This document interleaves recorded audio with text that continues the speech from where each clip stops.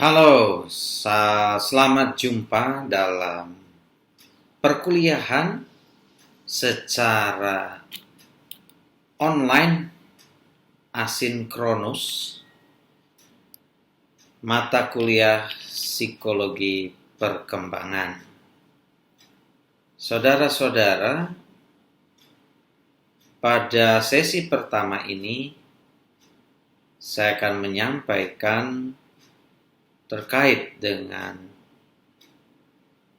konsep dasar ruang lingkup, manfaat dari mempelajari psikologi perkembangan.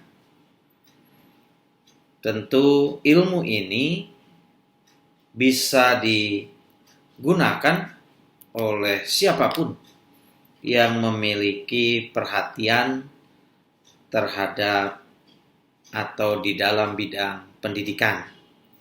Bisa para guru, pengajar, pendidik, orang tua, fasilitator, dan lain sebagainya. Memahami perkembangan secara psikologis dari setiap pribadi orang yang kita jumpai itu dapat memberikan manfaat yang sangat baik. Pekerjaan menjadi lebih efektif, komunikasi menjadi lebih lancar, karena kita paham dengan siapa kita berhadapan.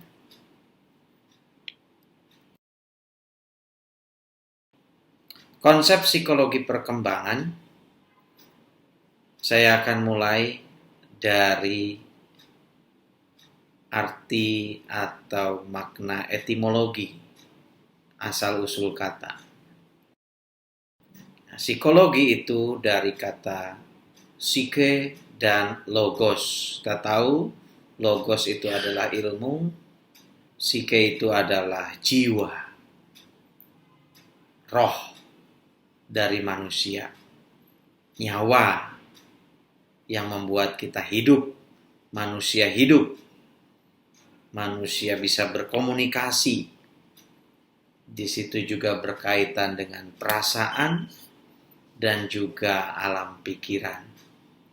Bagaimana seseorang bisa berkomunikasi, berelasi, membangun kelompok, membangun komunitas, dan terlebih di dalam dirinya, dia berkomunikasi dengan dirinya dan penciptanya. Nah, ilmu psikologi berkaitan dengan bagaimana kita memahami jiwa seseorang, karakter seseorang, cara berpikir seseorang, dasar berpikir, dasar melihat, paradigma, dan sebagainya. Semuanya itu bertujuan untuk mengenal lebih dalam siapa sesungguhnya manusia itu, yang punya jiwa, punya pikiran, punya perasaan, punya akal.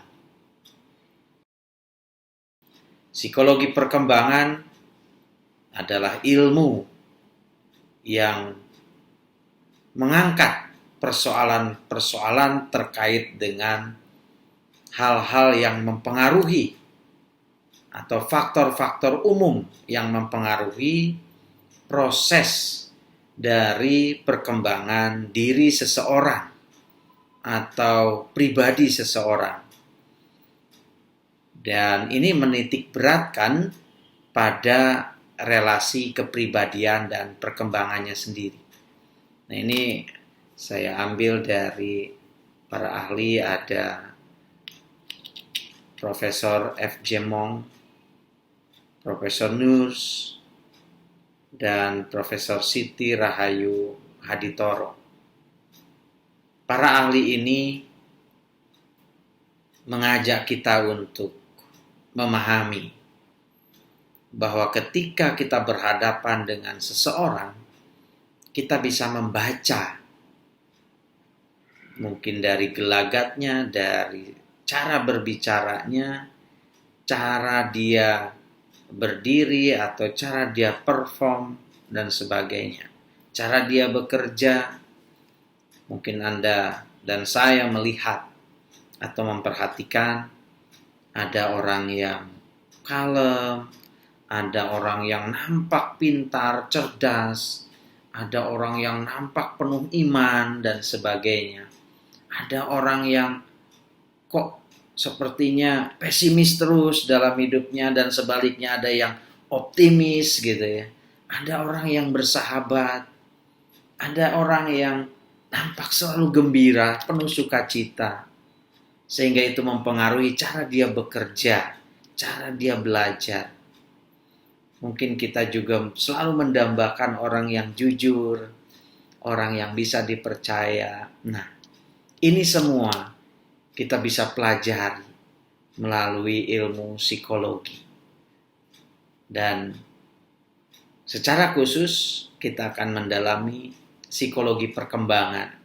Artinya ada fase-fase, ada tahap-tahap di mana setiap pribadi melewatinya.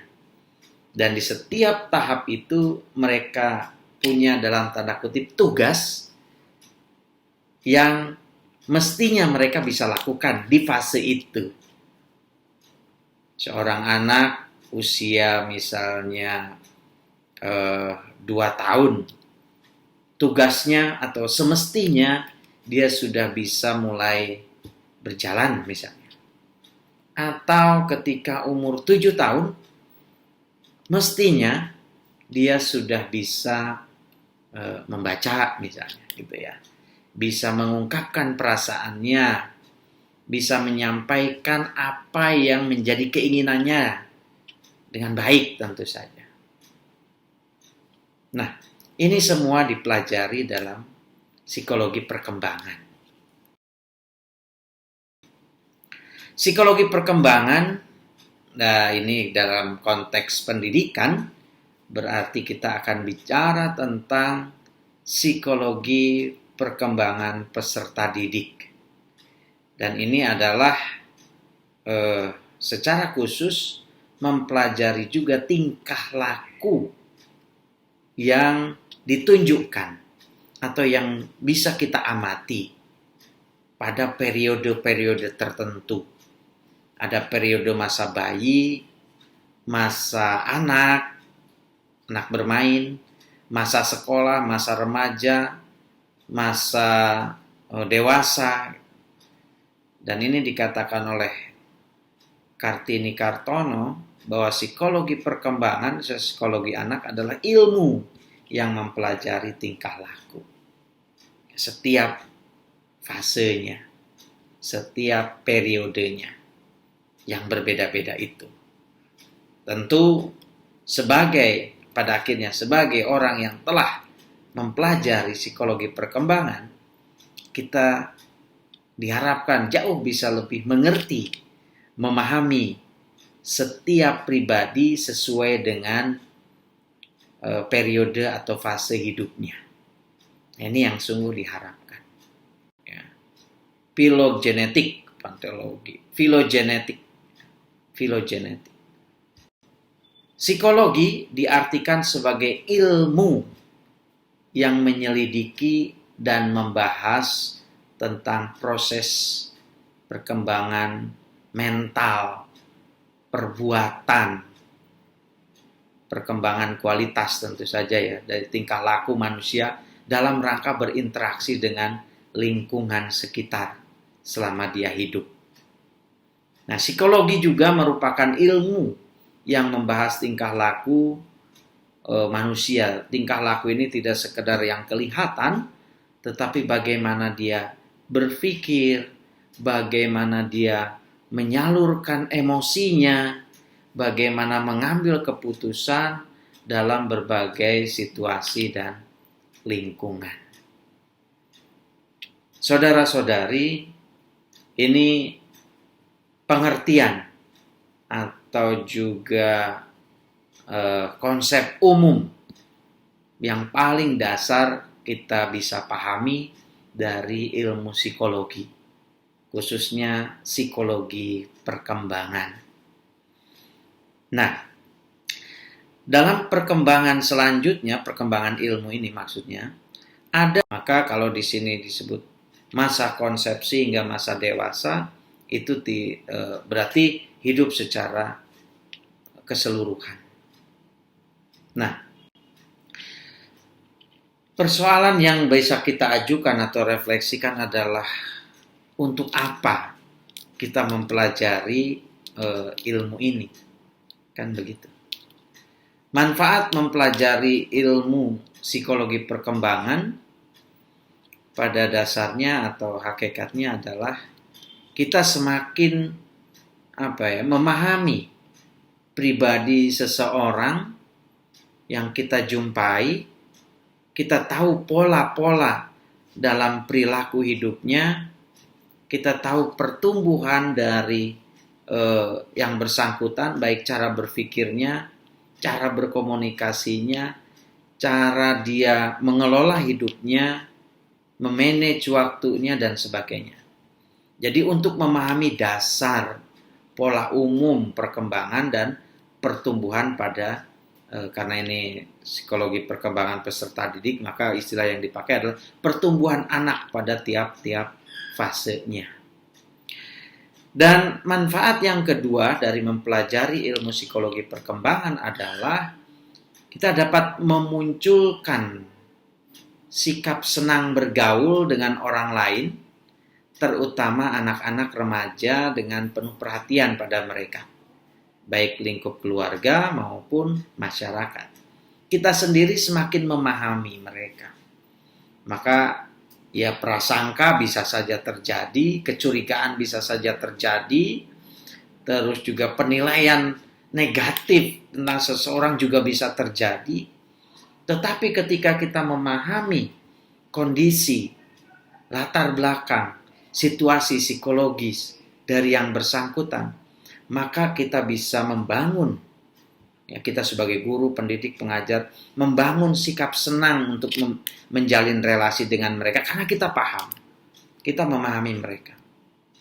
Dan manfaat yang ketiga adalah dapat mengarahkan seseorang untuk berbuat dan perilaku yang selaras dengan tingkat perkembangan orang lain secara umum di usianya. Maka yang kita pelajari nanti adalah terkait dengan fase-fase dan tugas-tugas setiap fasenya. Kita bisa mengajak mereka, setiap pribadi itu, untuk tampil, untuk berperilaku, bersikap sesuai dengan fase yang sedang dijalaninya. Maka di sini kita dapat mengarahkan seseorang untuk berbuat dan berperilaku yang selaras, sesuai dengan tingkat perkembangannya. Yang keempat, khusus bagi pendidik, Anda dan saya, dan juga orang tua di rumah, dapat memahami dan memberikan bimbingan.